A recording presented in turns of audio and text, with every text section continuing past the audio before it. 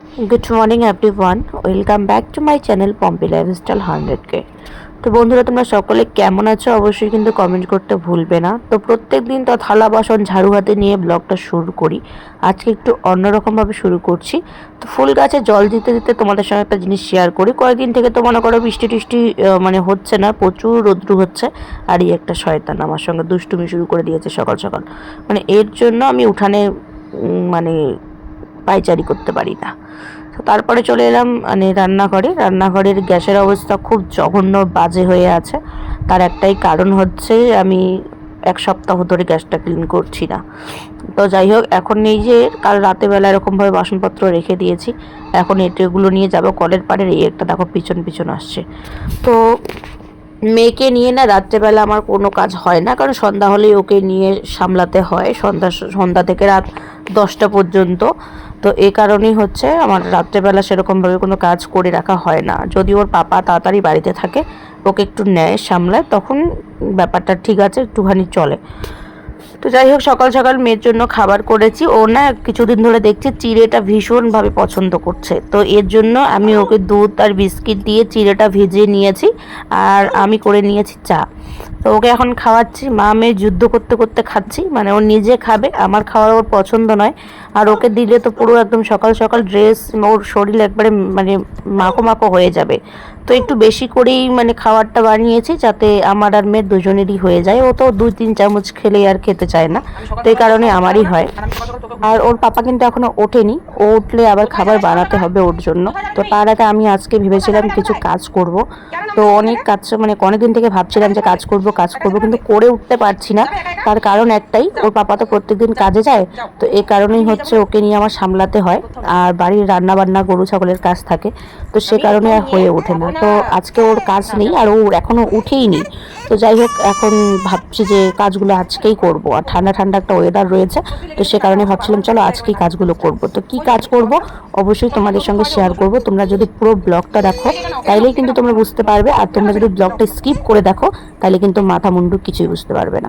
তো চলো, বেশি বকবক হয়তো করে ফেলছি, তোমাদের বিরক্তি লাগতে পারে আমার বকবকানি। তো মেয়েকে নিয়ে দেখো দুষ্টুমি করতে করতে করতে করতে মানে ও, আমি যত কথা বলবো ও তত কথা বলবে। সত্যি কথা বলতে আমি কিন্তু একটা সেকেন্ডও চুপ করে থাকি না, যদিও চুপ করে থাকার চেষ্টা করি কিন্তু হয়ে ওঠে না। তো আমার মেয়ে কিন্তু ঠিক আমার মতোই, এত কথা বলে এত কথা বলে, একটা মানুষের মাথা মুন্ডু একবারে ঘুরিয়ে যাবে। তো ওকে ওর বাবার কাছে এখন দিলাম, মানে ও বিছানায় খেলছে। অবশ্যই তোমাদের সঙ্গে শেয়ার করব। আর এই দেখো, এই কাজগুলো আমি এখন করলাম। আমার অ্যালোভেরা 5-6টা গাছ ছিল, দেখি কি নষ্ট হয়ে গেছে, জলের কারণে কিসের কারণে ঠিক বুঝতে পারছি না। আর এই একটা মানে গাছ, আমি এই এতগুলো গাছের নামও জানি না। আর এই গাছগুলো এখানে তুলে রাখলাম, কারণ হচ্ছে ছাগল একেবারে সব পাতাগুলো খেয়ে নিয়েছে। তো এই কারণেই এদিক সেদিকে যা টপ টুপ একটুখানি মানে বাড়িয়ে কৌটো মৌটোগুলোতে ঢুকিয়ে রেখে বারান্দায় তুলে রাখলাম। কারণ বারান্দায় থাকলে আমি টের পাবো, ওখানে উঠলে কুকুর চিল্লাবে, তো সেখানে ছাগলের বাচ্চাগুলো যেতে পারবে না। আর আমি বাড়ির থেকে না মানে অনেকগুলো লাউ বীজ নিয়ে এসেছি। তো সেই লাউয়ের বীজগুলো এখন বাড়ির পিছন দিক দিয়ে, আমাদের গোয়াল ঘরটা দেখো তার পিছনে, এখানে যে আমি বাড়ি থেকে কলার গাছগুলো এনে লাগিয়েছি তার পাশেই কিন্তু লাগিয়ে দিচ্ছি। তো দেখো কলা গাছগুলো কত বড় হয়ে গেছে। যখন আমি ওখান থেকে নিয়ে আসলাম তখন কিন্তু একটা করে পাতা ছিল, আর এখন দেখো কত পাতা বেরিয়েছে। তো এই যে মাটি খুঁড়ে খুঁড়ে খুঁড়ে খুঁড়ে আগের থেকেই সার দেওয়া ছিল, আর এখন আমি ওখানে লাউ বীজগুলো লাগিয়ে দিলাম। তারপরে হচ্ছে চলে গেলাম আমাদের যে মানে শাকের জাংটা রয়েছে, বেড়াটা মানে বাড়ি থেকে বের হয়ে সাইড দিয়ে, তো সেখানে চলে গেলাম। সেখানে একটুখানি গর্ত করে করে মাটিটাকে একটু পরিষ্কার করে সেখানেও কিছু লাগিয়ে দেবো। আর এখানে কিন্তু আমার বটবটি গাছটা মানে সকাল হলে বিকেল সন্ধ্যার আগ পর্যন্ত এখানে যত মানুষ ঘাস কাটতে আসে তোমরা জানো না। সারাদিনে তো প্রায় ওই 10-15 জন ঘাস কাটেই, আরও বেশিও হয় মাঝে মাঝে। তো এখানে আমাদের ঘাস মারা স্প্রে করা হয়েছে, আর এই জানির নিচটা কিন্তু মানে এখনও কোনো কিছু দেওয়া হয়নি। তো আমার বটবটি একটা বিরাট গাছ হয়েছে, জানি না কে গাছটাকে কেটে দিয়েছে।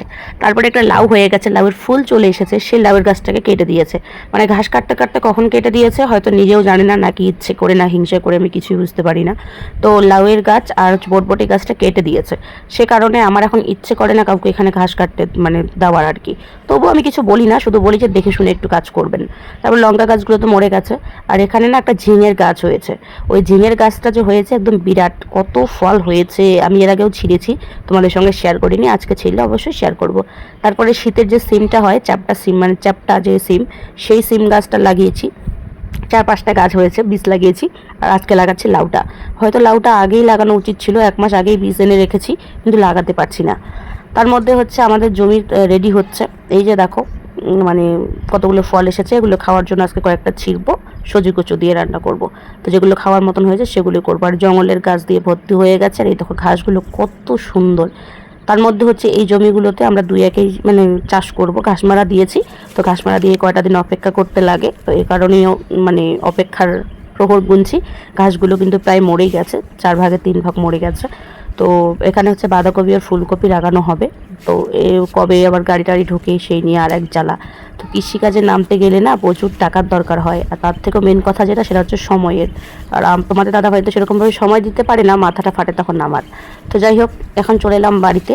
ফল কয়েকটা পটল ছিঁড়ে নিলাম, বেগুন ছিঁড়লাম, ঝিঙে ছিঁড়ে নিলে আবার অনেক কিছু ছিঁড়লাম। সবজি বাড়ির টুকিটাকি এখনকার খাওয়াটা হয়ে যাবে। তারপর বাড়িতে এসে গোলাপ গাছটাকে ধরেছি। গোলাপের নিচে যত পুরনো ছোট ছোট ডাল আছে, আজকে প্রচুর ডাল কেটেছি, প্রচুর ডাল। তারপরে আমি 2-3টা মতন বোধহয় লাগিয়েছি, আর বাদ বাকিগুলো ওই পাশের বাড়ির যে কাকি শাশুড়ি, তারপরে যে একটা নননের মেয়ে আছে যার বাড়িতে আমার মেয়ে সবসময় থাকে, তাদেরকে দিয়ে দিয়েছি। তো অনেকদিন থেকে আমাকে বলে ডাল চাই আমার কাছে, তো ভাবলাম যে চলো আজকে দিয়ে দিই। কাটলাম যখন ওদেরকেও কেটে দিই। তো গ্যারান্টি, আমি যে ডালগুলো ওদেরকে দিয়েছি গ্যারান্টি হবে, কারণ নিচের ডালগুলো আর খুব শক্ত, খুব পুরানা ডাল ওগুলো। আর ওগুলোই আমি ছোট ছোট মানে 1 হাত 2 হাতের মতো সেগুলোই কেটে কেটে দিয়ে দিয়েছি। তো যাই হোক, আমিও কিছু এখন লাগাবো। আমি কেমন পদ্ধতিতে লাগাই অবশ্যই তোমাদের সঙ্গে শেয়ার করব একটা শর্ট ভিডিওতে। যদি দেখি যে না গাছগুলো হচ্ছে এই পদ্ধতিতে, তাইলেই আমি তোমাদের সঙ্গে শেয়ার করব। আর যদি দেখি যে না হচ্ছে না, তাহলে তো করব না। তো সকাল সকাল মানে এই কাজগুলো না করলে পরে তো রোদ উঠবে, তখন আর এই কাজগুলো করতে ইচ্ছে করবে না। আর পরে আমি রান্নাঘর কাজে ঢুকবো, মানে দুপুরে রান্নাটা বসাবো যাতে রাতেরও হয়, এমনভাবেই রান্নাটা করব। তো মেয়ে এখন ওর পাপার কাছে রয়েছে, আর ওর পাপার আজকে কাজ নেই জন্য এই কাজগুলো করতে পারছি, নাইলে পারতাম না। তো ওদের বাড়িতে দিয়ে আসলাম, দিয়ে আসার পরে এই যে দেখো তুলসী গাছ, আমার বাড়িতে পুরো বৃন্দাবন হয়ে গেছে। এত তুলসীর গাছ, এত তুলসীর গাছ, চারিদিকে তুলসীর গাছ। তো যাই হোক, এই গাছটা বিরাট হয়ে গেছে, মানে অনেকটা বড়, তোমরা দেখতে পাচ্ছ ঘের হয়ে গেছে। ফোনের থেকে তো সামনাসামনি বেশি ভালো বোঝা যায়। তো এই গাছটার নিচটাকে না ডালগুলোকে কেটে দেবো। অনেকে বলে যে তুলসীর গাছ যতদিন না না মরে ততদিন পর্যন্ত কাটতে নেই, ভাঙতে নেই। তো এটা তো ঠাকুরের কাছে নেই, একটু দূরেই রয়েছে। আর আমাদের সেরকমভাবে এখনও তো লাগে না তুলসীর গাছ বা পাতা পুতা এখন। তো মানে সিঁড়িতে হয়েছে, তো সিঁড়ির একদম সামনেই হয়েছে কোনাটায়। তো ঘরে ঢুকতে বেরোতে গেলে পা লাগে। তো সে কারণে ভাবলাম যে চলো নিচটা একটু সুন্দর করে কেটে কেটে দিই, তারপরে এগুলোকে সরিয়ে দিই। তো সেটাই করলাম আর কি। তো পরে অবশ্যই তোমাদের সঙ্গে ফাইনাল লুকটা দেখাবো কেমন হয়েছে বা কেমন লাগছে বাড়িটা। আর যেগুলোতে তোমার দাদাভাই ইচ্ছে করে ঘাস মারা স্প্রে করেছে সেগুলো মরে গেছে, অনেক ফুল মরে গেছে, অনেক ফুল। তো সেই ফুলগুলোকে আজকে আমি তুলে তুলে ফেলে দেবো। সত্যি ভীষণ খারাপ লাগে। ও বলে কি বাড়িটা জঙ্গল হয়ে আছে, তার জন্য এরকম ঘাস মারা স্প্রে করে দিয়েছে। প্রথমে বলেছে হাওয়াতে উড়ে গিয়ে পড়ছে, তারপরে আবার নিজেই স্বীকার করলো। এই যে দেখো এই সাইডে ছিল, এই সাইডে ছিল, সব কিছুকে কিন্তু ছাঁটাই করে দিলাম। এখন কেমন লাগছে অবশ্যই কিন্তু কমেন্ট করতে ভুলবে না, ঠিক আছে? আর চাইনিজ টগরটা যদি মরে যায়, ওর তো এবার আমি 12 হাল বানিয়ে দেবো। কারণ হচ্ছে আমি বলেছি কেনা জিনিস যেটা কত টাকা দাম নাই, আমি যদি এরকমভাবে ফুলগুলো এনে লাগাই, তারপরে যদি এরকমভাবে ও নষ্ট করে, কার মাথাটা গরম না হয় তোমরাই বলো আমাকে। আমি জানি আমার মতো অনেকেই আছো যারা ফুল লাগাতে ভালোবাসো, ফল গাছ লাগাতে ভালোবাসো, যারা গাছ মানে প্রকৃতি প্রেমী এক কথায় বলতে গেলে, তারা অবশ্যই এগুলো মেনে নেবে না, এই অত্যাচারগুলো। আর সেগুলো যদি আবার বাড়ির লোকে ইচ্ছা করে তাইলে তো আবার বেশি অশান্তিটা লেগে যাবে, তাই না? তো এর জন্যই আমার ওর সাথে একটু খাটার লেগে যায়। কারণ হচ্ছে আমি ফল গাছ লাগাতে ভীষণ লেভেলের ভালোবাসি, তাই আমি লাগাই। ও ভালোবাসে এমনটা নয় যে ও ভালোবাসে না, ও গাছ লাগাতে ভালোবাসে, কিন্তু আমার ফুল গাছটা ও পছন্দ করে না। আমি ফুল গাছ লাগাবো, ও আমাকে লাগাতে দেবে না। তো যাই হোক, এই নিয়েই হচ্ছে আমাদের খাটার মানে লেগে যায়, যেমন আজকেও লেগেছিল। তো আমি বলেছিলাম যদি একটা ফুল গাছ মরে তাইলে তোমার অবস্থা আছে, তুমি আমাকে ফুল গাছ এনে দিবে, তারপরে হবে। তো যাই হোক, এই যে গাছগুলোকে এখানে তুলে রেখেছি, এগুলো কবে কি করব কিছুই বুঝতে পারছি না। বাড়িঘরের অবস্থা কন্ডিশন তো খুবই খারাপ, এই কারণেই হচ্ছে আমার ফুল গাছগুলো লাগানোর মতন আমি পজিশন পাই না। কারণ বাড়িতে এখন মাটি দেবে, কিছুদিন পরে হয়তো মাটি দেবে, বর্ষাটা বেরোলে তখন কিন্তু আরও এক জঞ্জাল হয়ে যাবে, তখন কিন্তু আরও আমার ফুল গাছ ফল গাছ নষ্ট হবে।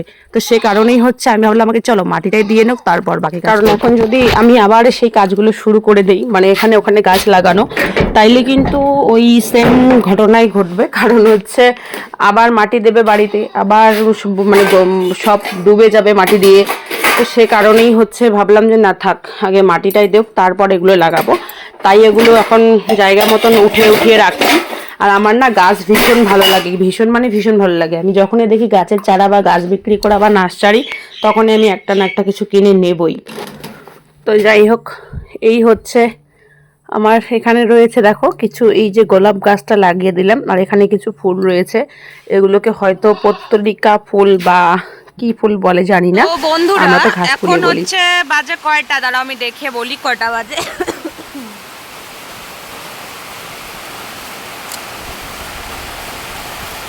4:10 বাজে।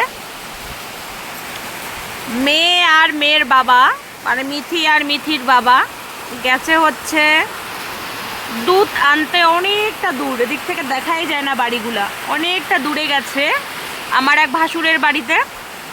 ওরাও গেল, ঝমঝমিয়ে বৃষ্টিটাও নামলো। প্রথমত বৃষ্টিটা কম পড়ছে, আর এখন বৃষ্টিটা পড়ছে প্রচুর লেভেলের বৃষ্টি। তো জানি না কি অবস্থা, কখন বাড়ি আসবে। তো বৃষ্টি তো থামার কোনো নামগন্ধই নেই। তারপরে দেখি যে 6টা নাগাদ বৃষ্টি থেমে গেছে। তারপরে আমি একটু বেরিয়েছিলাম একটা জায়গায় যাব বলে, তারপর দেখলাম আকাশের অবস্থা, এই দেখো আকাশটা, দেখেছো কাণ্ড। তারপর আবার ওখান থেকে কাজ তাড়াতাড়ি সেরে বাড়ি চলে আসলাম। বাড়ি চলে আসার পর আমি কি কাজ করতে গেছি জানো? আমার বরকে আজকে আমি সারপ্রাইজ দেবো, এর জন্য। তো সারপ্রাইজ বলতে অনেক তো গিফট করেছি, যেমন শার্ট গিফট করেছি, তারপরে হচ্ছে টি শার্ট গিফট করেছি, তারপর আংটি, ব্রেসলেট। আমি আমার বরকে অনেক কিছুই গিফট করি, যখনই আমার হাতে টুকিটাকি কিছু থাকে তখনই আমি আমার বরকে গিফট করি। তো যাই হোক, এখন হচ্ছে আমি আমার বরকে গিফট করব, আজকে খাওয়াবো। গিফট মানে গিফট হলে সারপ্রাইজ দেবো, খাওয়াবো। তো আমি আমার ভাগিনাকে একটা মানে নননের ছেলেকে বলেছিলাম যে চিকেন আনার কথা। তো ও না অনেক দিন থেকেই মানে খেতে চাচ্ছে, কিন্তু আনছে না একটা সমস্যার কারণে। তো টাকা পয়সার সমস্যা থাকে, তো এই কারণেই। আর আমি আমার জমানো টাকা দিয়ে নিয়ে এসেছি। তো যাই হোক, এটাই ওকে আজকে সারপ্রাইজ দেবো। রিয়াকশান হয়তো তোমাদের সঙ্গে শেয়ার করতে পারবো না, কারণ এখন বাড়িতে নিয়ে আজকেও খেলা দেখতে গেছে। তো আজকের মতো ভিডিওটা এখানেই শেষ করছি। কেমন হয়েছে অবশ্যই কমেন্ট করতে ভুলবে না কিন্তু।